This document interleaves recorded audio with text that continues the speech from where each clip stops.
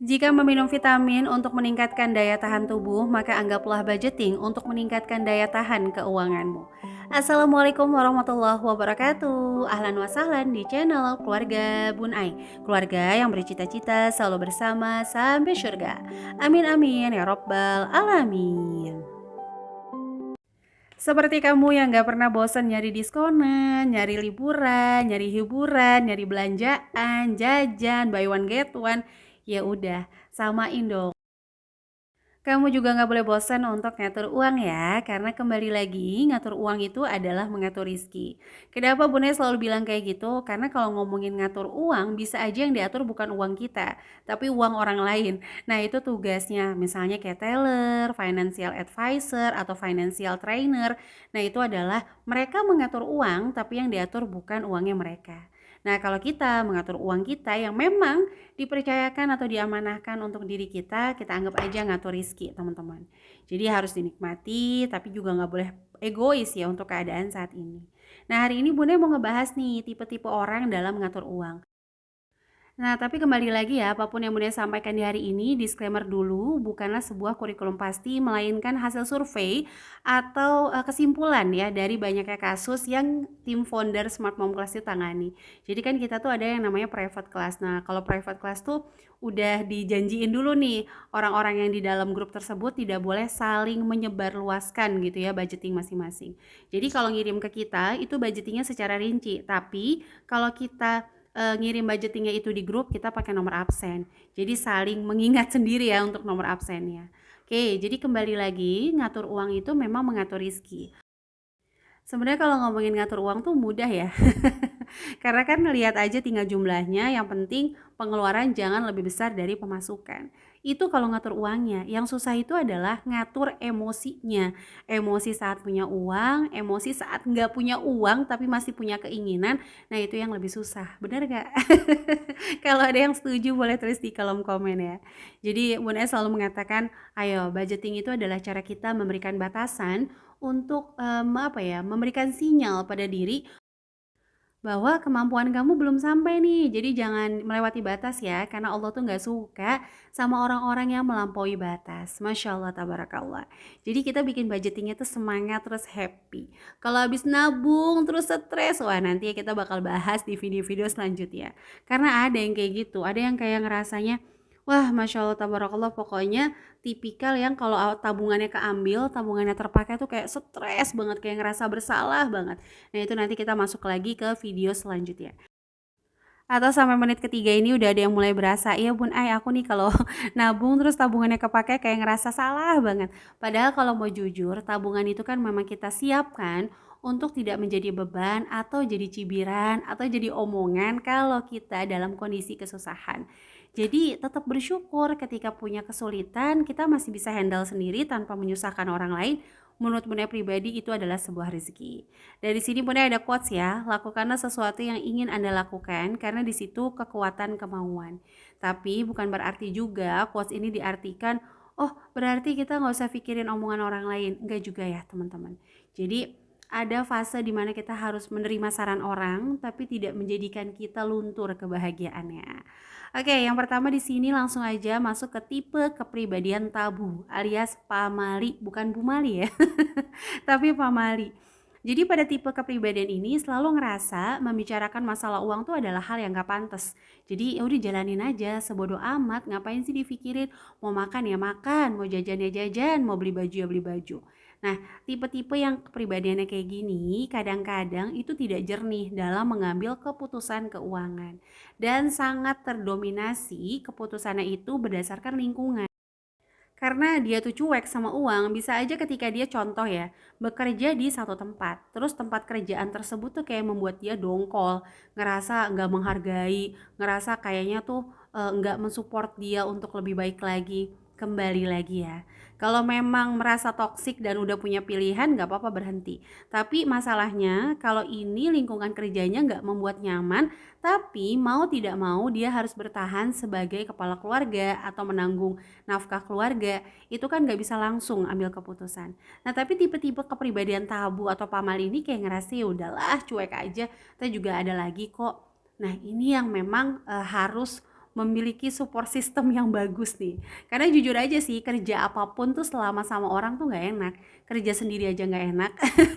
Kadang-kadang mikir nih, waduh, kalau yang jualan laku nggak ya? Yang bisnis kira-kira reseller aktif semua nggak ya? Bener nggak? Coba nih, pebisnis boleh tulis-tulis di kolom komen ya. Oke, selanjutnya adalah yang kedua, pribadinya tuh simple atau dadakan. Jadi dalam hal keuangan menganggap saat ini tuh selalu mendesak. Jadi setiap ada promo tuh harus aku ambil. Setiap aku dapat keberuntungan dengan potongan harga harus aku tebus. Nah, ini nih kepribadian yang mendesak-mendesak ini kadang-kadang menganggap masalah bayar tuh selalu ada rezekinya. Tapi emang bener sih, insya Allah gitu ya, selama kita masih hidup di dunia, rezeki itu emang gak pernah putus. Tapi kan alangkah baiknya nih kalau kita beranggapan dengan menabung atau niat menabung juga insya Allah tuh ada rezekinya. Nah kalau teman-teman termasuk yang mana nih? Apakah yang menganggap bahwa santai aja lah, kalau nggak ada hutang tuh jadi kayak nggak semangat gitu cari uangnya, atau tipikal yang kalau misalnya punya tantangan menabung tuh lebih semangat lagi untuk berhemat? Coba dong sharing-sharing di kolom komentar. Jujur aja kalau Bunda pribadi emang tipikal yang kalau punya hutang tuh kayak terbayang-bayang terus teman-teman. Bahkan tuh pernah hutang handphone itu selama 6 bulan, itu kayak selalu pengen cepet-cepet lunas, kapan lunasnya gitu. Padahal kalau dibilang dari range income itu masih di bawah 30%, bahkan di bawah 20% teman-teman. Cuma ya itu ya, balik lagi, nggak salah berhutang sama sekali karena di Islam juga memperbolehkan hutang. Yang penting catatannya jelas, akadnya tidak akad riba ya. Sekali lagi teman-teman, kalau untuk hukum Islamnya mungkin boleh cari di YouTube Ustadz atau Ustazah yang jauh lebih mumpuni. Oke, selanjutnya adalah menganggap uang adalah raja. Nah, kalau pribadian kayak gini, kadang-kadang itu bisa menjurus ke stres, di mana bakalan galau banget kalau uang tabungan terpakai. Misalnya nih, kita ngerasa kita udah capek-capek nabung, tiba-tiba ada aja masalahnya. Ujung-ujungnya tuh bakal mikir, kenapa ya kalau boros tuh aku kok kayak ada rizkinya. Tapi sementara kalau hemat tuh kayak menguap sia-sia. Nah, hati-hati ya teman-teman. Jangan sampai kita tuh tertipu daya dengan mencampur adukan. Kayak es teler dong ya campur aduk. Kalau es teler sih enak, kalau mencampur adukan, aduh mohon maaf, mencampur adukan antara yang halal dengan yang haram itu bisa bahaya banget. Nah, pada tipe yang ketiga, menganggap pribadi uang adalah raja, di mana mereka tuh selalu menganggap orang-orang yang memiliki uang jauh lebih memiliki kebahagiaan, jauh lebih memiliki kekuasaan. Yes, bener banget sih. Dalam dunia ini emang gak ada yang gratis, bahkan untuk bersedekah pun kita butuh uang. Tapi kalau menganggap uang adalah raja, kita khawatirnya menilai manusia itu semuanya dari uangnya gitu. Jadi kalau kita ngelihat, mohon maaf nih, orang yang naik mobil gitu terus ngelihat orang yang naik motor bakal kayak naik motor doang, nggak menghargai, tidak ada adabnya, tidak ada akhlaknya. Sebaliknya orang yang naik motor terus ngelihat orang yang naik sepeda langsung kayak ngerasa cuma naik sepeda, padahal dia nggak tahu loh banyak banget sepeda-sepeda zaman sekarang yang harganya lebih mahal dari motor, bener gak? Atau ada motor yang emang harganya lebih mahal juga dari mobil, atau bahkan dia pakai motor atau sepeda yang sederhana sementara di rumahnya dia punya mobil yang banyak.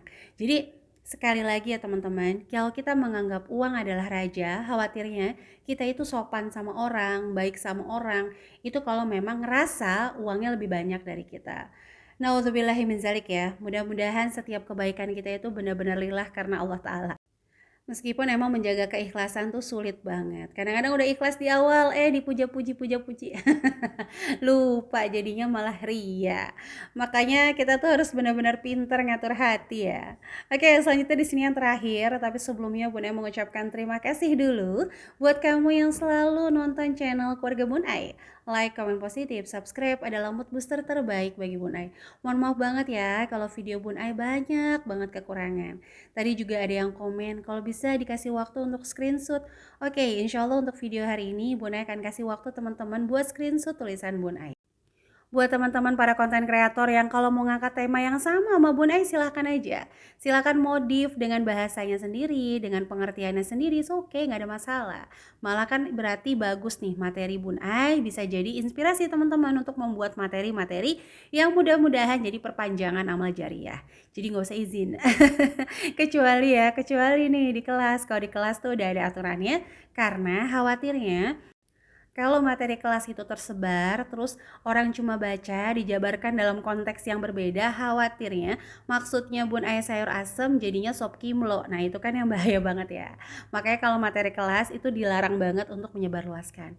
Tapi kalau materi YouTube mau dimodif lagi, mau dijadiin ide konten, itu oke nggak masalah. Atau bahkan nih ya hari ini nonton ya mau bikin konten, bisa nonton 3 video bun ai nanti dijadiin satu dengan bahasa sendiri. Lumayan kan? Siapa tahu jadi jalan rupiah buat teman-teman. Oke, selanjutnya di sini yang terakhir adalah pribadi yang tersusun atau terencana. Jadi menganggap uang itu dibuat anggarannya, tapi juga harus dinikmati masa kini. Di mana orang-orang tersebut happy tapi tidak egois diri, alias dia tahu banget batasannya. Kapan aku harus membahagiakan diriku, kapan aku harus menunggu dulu ya untuk segala sesuatu yang belum aku mampu. Nggak juga mikirin masa depan yang sampai insecure dengan masa kini, nggak juga ngehabisin uang untuk masa kini sampai lupa masa depan. Nah, jadi orang-orang yang kayak gini tuh kayaknya lebih nikmat gitu ya hidupnya. Nah, kembali lagi, apapun yang Munia sampaikan bukanlah kurikulum pasti, selalu ingat kata Rasulullah, jadikanlah dunia hanya sampai pada tanganmu, jangan sampai pada hatimu. Oke, sampai jumpa lagi di video keluarga Bun Ais selanjutnya. Jangan lupa untuk menekan tombol subscribe dan menyalakan lonceng notifikasi sehingga terupdate kalau Bun Ai upload video terbaru. Sehat selalu, wassalamualaikum warahmatullahi wabarakatuh.